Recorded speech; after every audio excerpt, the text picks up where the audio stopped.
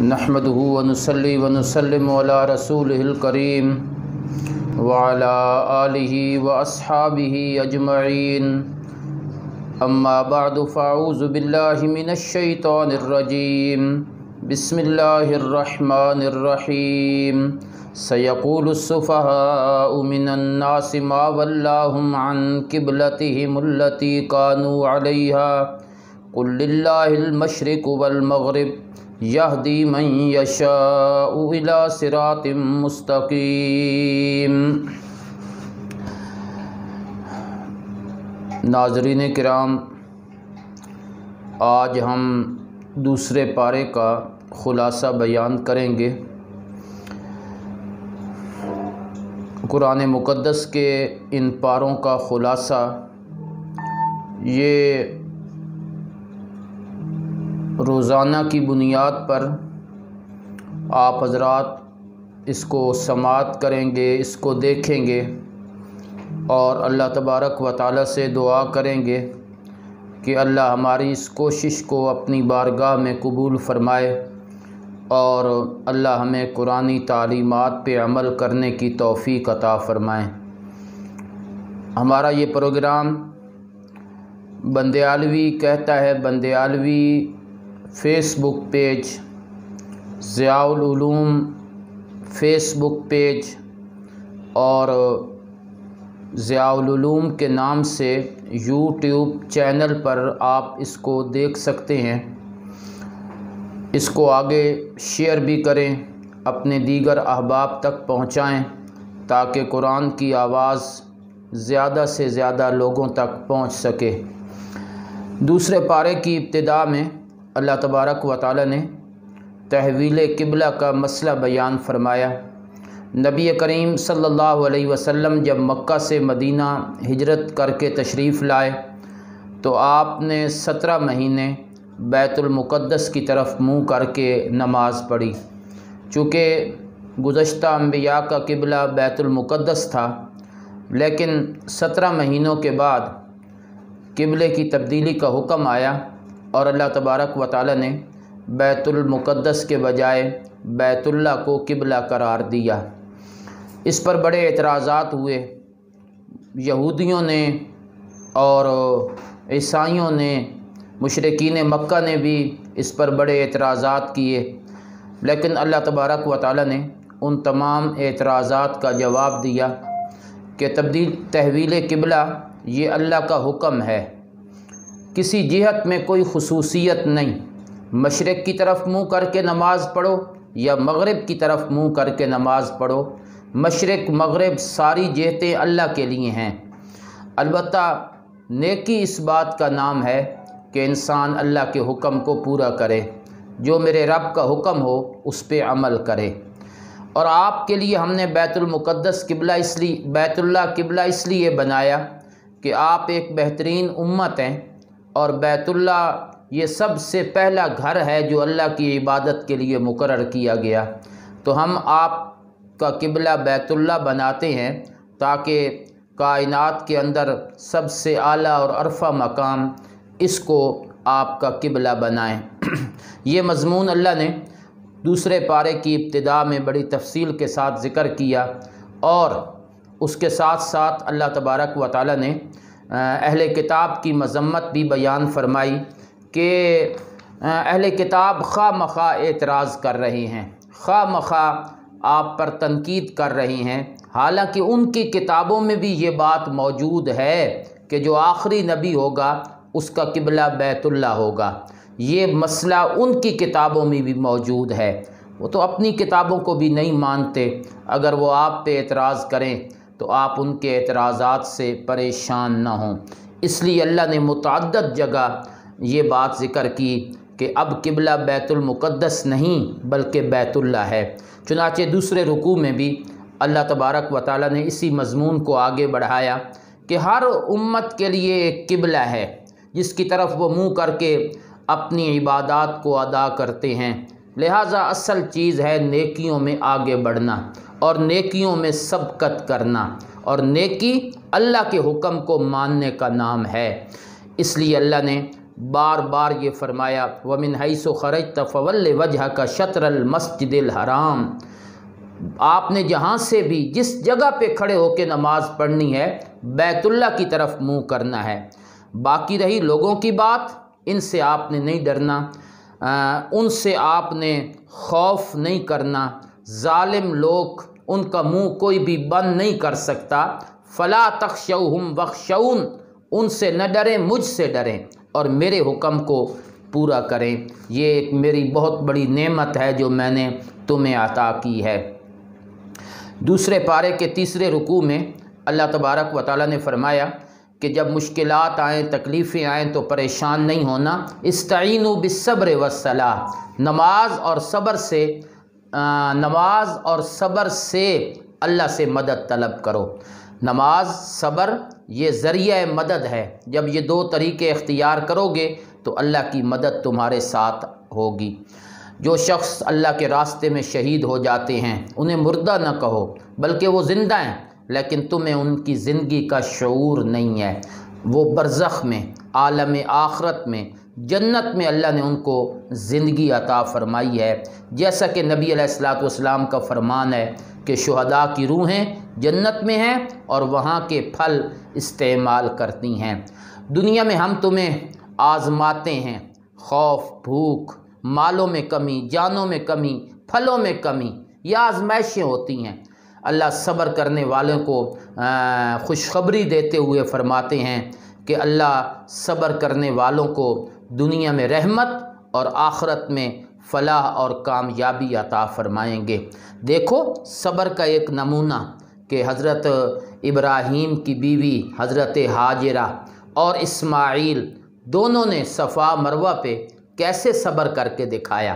اللہ نے وہاں آب زمزم اور ایسا شاندار پانی ان کو عطا کیا کہ اللہ نے اس میں رہتی دنیا کے انسانوں کے لیے شفا بنا دی۔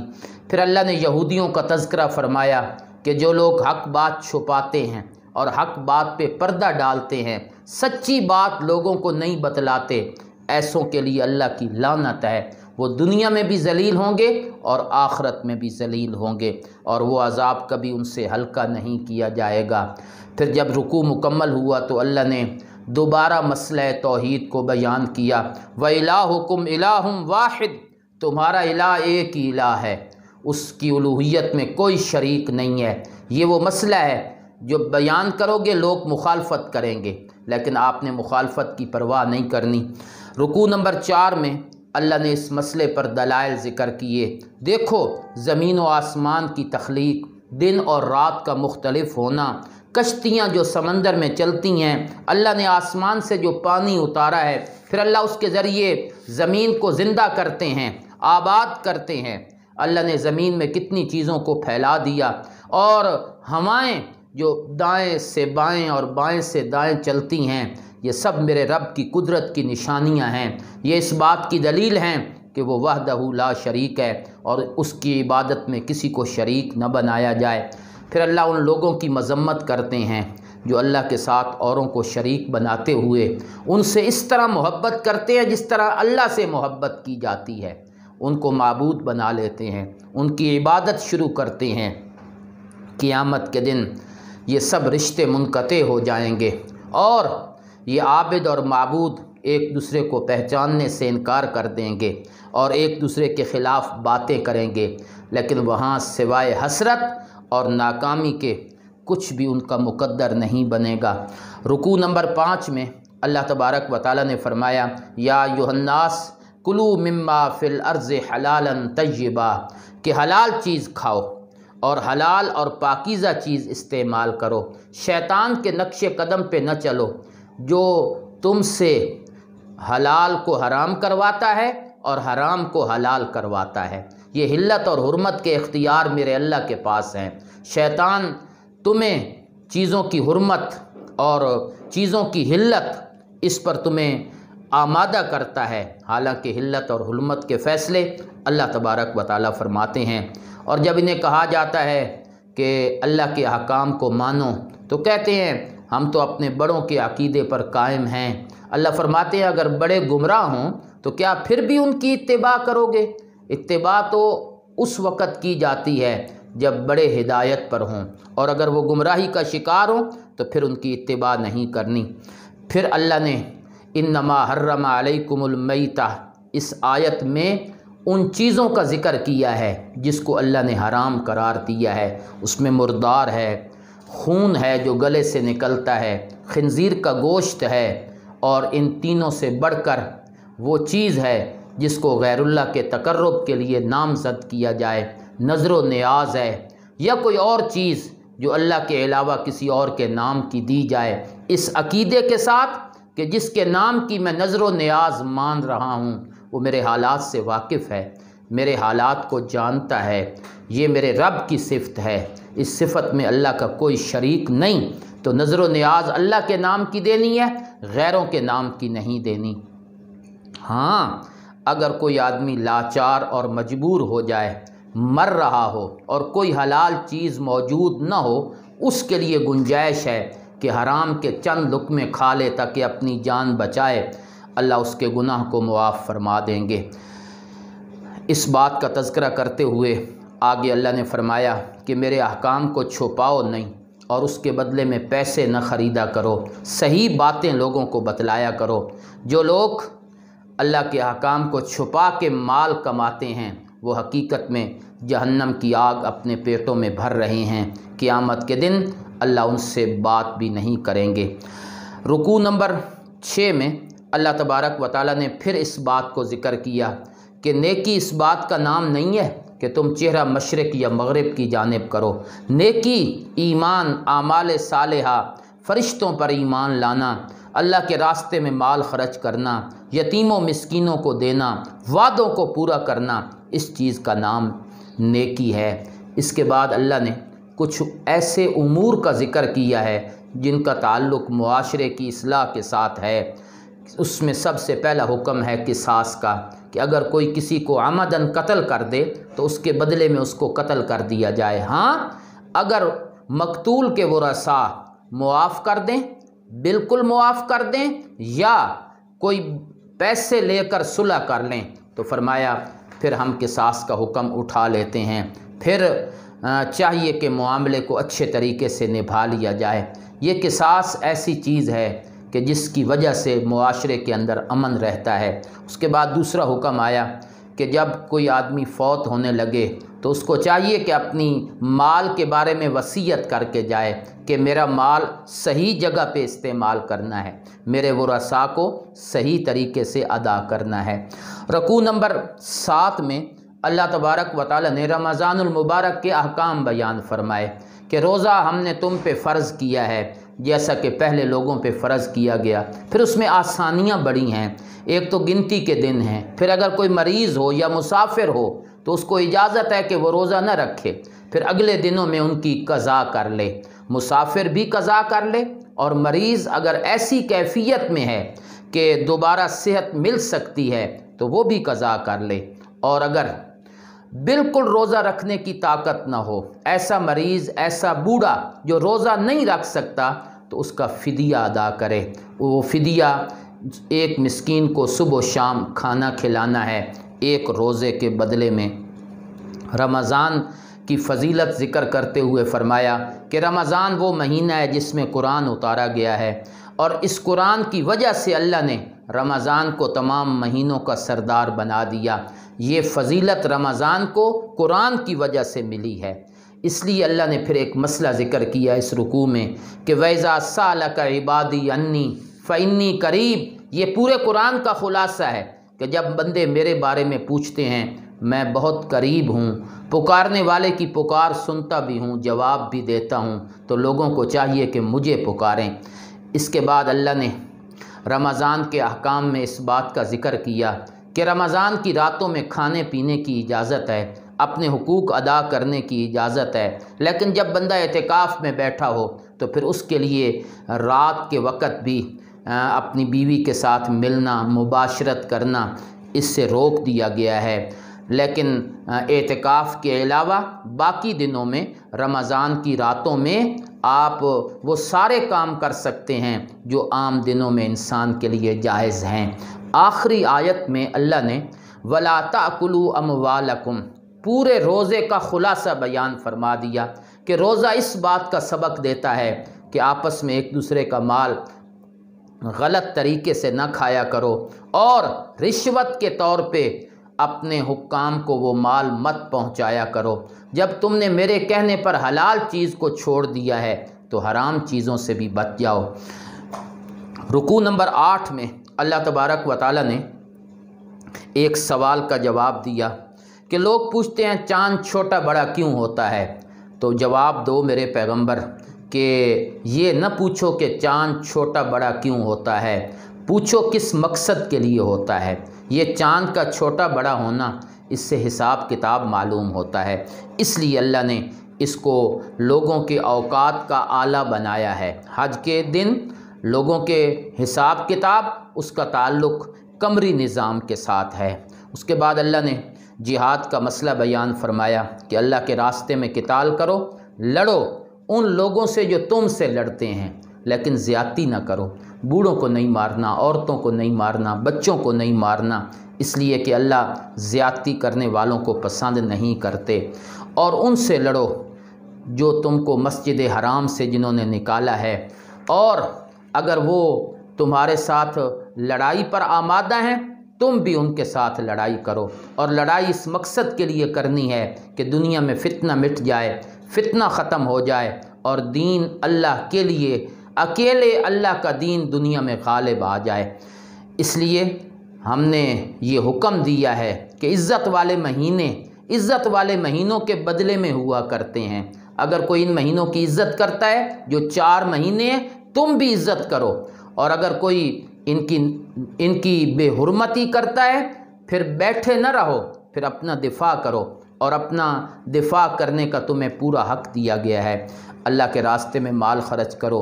حج کے کچھ احکام ذکر کیے گئے کہ حج اور عمرہ پورا کرو۔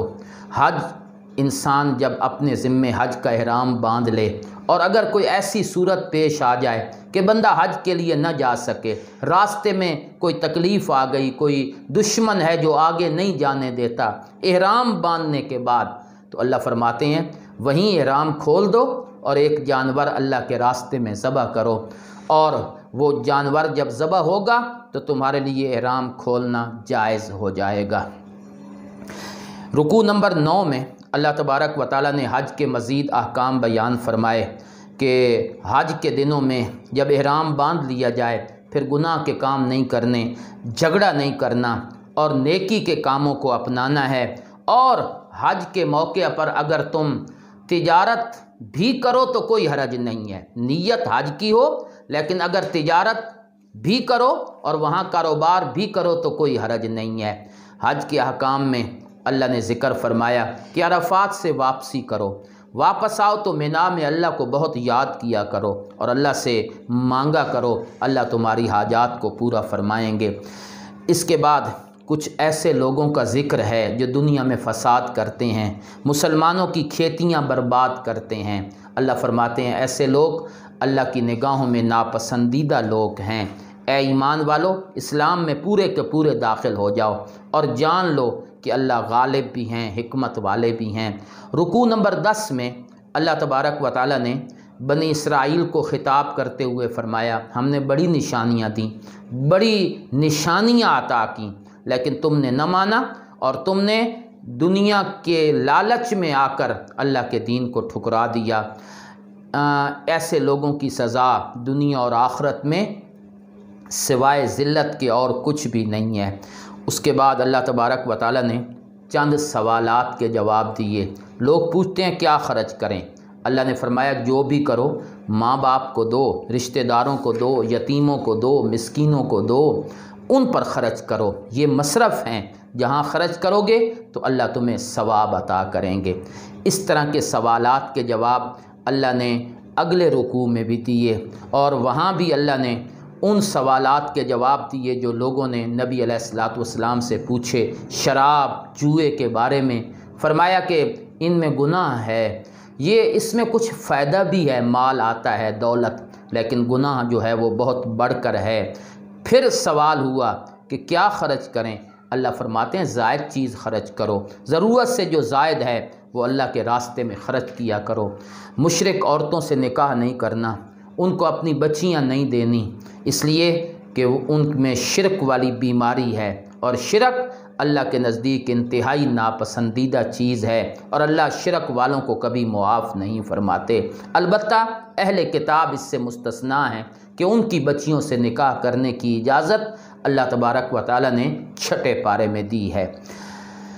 اس کے بعد اللہ تبارک و تعالیٰ نے ایک اور سوال کا جواب دیا کہ لوگ پوچھتے ہیں کہ جب حیض کی حالت ہو تو پھر کیا ہونا چاہیے؟ اللہ فرماتے ہیں کہ عورتوں سے الگ ہو جاؤ، ہم بستری نہیں کرنی، البتہ باقی معاملات میں آپ ان سے گھر کے کام کاج کروا سکتے ہیں۔ حیض کے دنوں میں عورتوں کے اوپر نماز بھی نہیں ہے، روزہ بھی نہیں ہے۔ جب پاک ہو جائیں تو پھر سارے احکام لاگو ہو جائیں گے جو ایک صحت مند عورت کے ذمے ہوتے ہیں۔ ایک مسئلہ آگے اللہ نے بیان فرمایا کہ قسمیں اس لیے نہ اٹھایا کرو کہ قسم اٹھا کر کوئی نیکی کے کاموں سے اپنے آپ کو روک لو تاکہ اللہ کے نام کو تم ڈھال بناؤ۔ نہ، اللہ کے نام کو ڈھال نہیں بنانا، اور قسموں کو اپنے ذاتی مقاصد کے لیے استعمال نہیں کرنا۔ یہ مسئلہ قرآن نے ذکر کیا ہے۔ نیکی کے کام پر اگر کوئی قسم اٹھا لی جائے تو حکم ہے کہ وہ کام کرو اور قسم کو توڑ دو اور اس کا کفارہ ادا کرو۔ اس کے بعد آنے والے کئی رکوعوں میں اللہ تبارک و تعالیٰ نے عورتوں کے احکام بیان فرمائے، مثلا طلاق کا حکم کہ جب طلاق ہو جائے تو اس کے بعد عورتیں 3 حیض تک انتظار کریں، اس کے بعد پھر ان کو اجازت ہے کہ وہ کہیں اور نکاح کریں، اور ان 3 حیض کے اندر اگر 3 طلاقیں نہ ہوں، 1 یا 2 ہوں تو خامن دوبارہ رجوع بھی کر سکتے ہیں۔ پھر آگے اللہ نے طلاق کا طریقہ بتلایا کہ 2 طلاقیں ہوتی ہیں، اس کے بعد انسان کو اختیار ہے چاہے روک لے یا اچھے طریقے سے اس کو فارغ کر دے، اور اگر تیسری طلاق دے دی تو پھر اختیار ختم۔ 3 طلاقوں کے بعد عورت اس مرد کے لیے حرام ہو گئی ہے، اب دوبارہ اس کے نکاح میں نہیں آ سکتی جب تک کہ کہیں اور نکاح نہ کرے، اور وہ دوسرا خامد اس کو طلاق دے یا فوت ہو جائے تو تب پہلے کے لیے حلال ہوگی۔ درمیان میں اللہ نے خلا کا مسئلہ ذکر کیا کہ خلا وہ عورت کا حق ہے کہ عورت اگر یہ سمجھتی ہے کہ میرا اس خامن سے گزارا نہیں ہو سکتا، ظلم کرتا ہے خامن، تو عورت کے لیے خلا کا حق دیا گیا ہے کہ وہ مقدمہ کرے اور اسلامی حکومت میں اپنا حق مانگے، اور مرد کو چاہیے کہ وہ مہر واپس لے کر عورت کو طلاق دے دے اور عورت کو فارغ کر دے۔ یہ اللہ کی حدود ہیں، ان کا خیال کرنا چاہیے، اور اللہ کی حدود کو توڑنا نہیں، ورنہ اللہ کی ناراضگی تم پر آئے گی۔ رکوع نمبر 14 میں اللہ تبارک و تعالیٰ نے پھر عورتوں کے احکام میں طلاق کا مسئلہ ذکر کیا کہ جب عورتوں کو طلاق ہو جائے 1 یا 2 اور پھر ابھی عدت پوری نہیں ہوئی تو وہ اپنے خامدوں سے دوبارہ نکاح کر سکتی ہیں، رجوع بھی ہو سکتا ہے، نکاح بھی ہو سکتا ہے، جبکہ وہ دونوں اس بات پر راضی ہوں۔ آنے والی آیات میں اللہ تبارک و تعالیٰ نے رضاعت کا مسئلہ بیان فرمایا کہ بچے کو دودھ پلانے کی مدت یہ 2 سال ہے، 2 سال کے اندر بچے کو دودھ پلایا جا سکتا ہے۔ اس کے بعد جب 2 سال پورے ہو جائیں تو اگر وہ بچہ کسی عورت کا دودھ پی بھی لے تو رضاعت والی حرمت ثابت نہیں ہوتی، اور رضاعت والا مسئلہ پھر ثابت نہیں ہوتا۔ رضاعت کی مدت 2 سال ہے، اگر اس سے پہلے کوئی دودھ چھڑانا چاہے تو کوئی حرج نہیں، وہ چھڑوا سکتا ہے، لیکن 2 سال تک دودھ پلانا یہ ایک مدت ہے جو اللہ تبارک و تعالیٰ نے بیان فرمائی۔ اس کے بعد اللہ نے ایک اور حکم بیان فرمایا کہ جن عورتوں کے خامند فوت ہو جاتے ہیں تو ان کی عدت 4 مہینے 10 دن ہے، اور 4 مہینے 10 دن وہ انتظار کریں، کہیں بھی نکاح نہ کریں، اور ان 4 مہینے اور 10 دنوں میں اس عورت کی طرف کوئی نکاح کا پیغام بھی نہ بھیجے۔ اس سے بھی بچو کہ یہ عدت پوری ہوگی تو پھر عورت آگے اپنا نکاح خود کر سکتی ہے۔ رکوع نمبر 15 میں اللہ تبارک و تعالیٰ نے پھر نکاح کا اور مہر کا ذکر کیا کہ عورتوں کو اگر طلاق ہو جائے یا نکاح کے بعد رخصتی نہیں ہوئی اور پہلے طلاق ہو گئی ہے تو پھر آدھا مہر دینا ہے، اور اگر رخصتی ہو گئی ہے تو پھر پورا مہر دینا ہے۔ پورا مہر ادا کرنا یہ مردوں کے ذمے ہے۔ نماز کی حفاظت کرو، خاص طور پہ عصر کی نماز، اس کی حفاظت کرو، اور ان نمازوں کی حفاظت کرو گے تو دل میں عاجزی آئے گی، اور جب عاجزی آئے گی تو اللہ کے احکام پہ عمل کرنا آسان ہو جائے گا۔ آخری 2 رکوعوں میں، دوسرے پارے کے آخری 2 رکوعوں میں اللہ نے پھر جہاد کا مسئلہ بیان کیا کہ لوگ جہاد اس لیے نہیں کرتے کہ موت کا ڈر ہے۔ دیکھو، ایک جماعت اپنے گھروں سے نکل کھڑی ہوئی تھی اور وہ ہزاروں کی تعداد میں تھی، اس خطرے سے کہ مر نہ جائیں۔ راستے میں موت آ گئی، اللہ نے دوبارہ زندہ کر دیا، یہ اللہ کا فضل ہے۔ لیکن سمجھ یہ آئی کہ موت کسی جگہ کے ساتھ مخصوص نہیں ہے، جہاں بھی اللہ فیصلہ کرتے ہیں تو پھر موت آ کے رہتی ہے۔ پھر اللہ نے ایک واقعہ ذکر کیا کہ بنی اسرائیل میں ایک دفعہ حضرت موسیٰ علیہ السلام کے بعد ایک اللہ کے نبی تھے، انہوں نے قوم کو جہاد کا حکم دیا۔ قوم نے کہا کوئی امیر لشکر ہونا چاہیے، تو اللہ نے امیر لشکر کا انتخاب کرتے ہوئے فرمایا کہ طالوت امیر لشکر ہے۔ قوم نے اس کو امیر ماننے سے انکار کر دیا کہ یہ چھوٹے خاندان کا بندہ ہے، اس کے پاس مال و دولت نہیں ہے۔ اللہ فرماتے ہیں یہ میرا انتخاب ہے، اس کی سربراہی میں لڑنا ہے تو لڑو، یہی تمہارا امیر ہے۔ چنانچہ اللہ نے اس لشکر کو ایک حکم دیا کہ جب تم اپنے لشکر کو لے کے نکلو تو تمہارا امتحان یہ ہے کہ آگے ایک نہر آئے گی، اس نہر سے پانی نہیں پینا، بالکل، ہاں 1-2 چلو پانی پینے کی اجازت ہے، جو سیر ہو کر پیے گا اس کا اس لشکر کے ساتھ کوئی تعلق نہیں ہوگا۔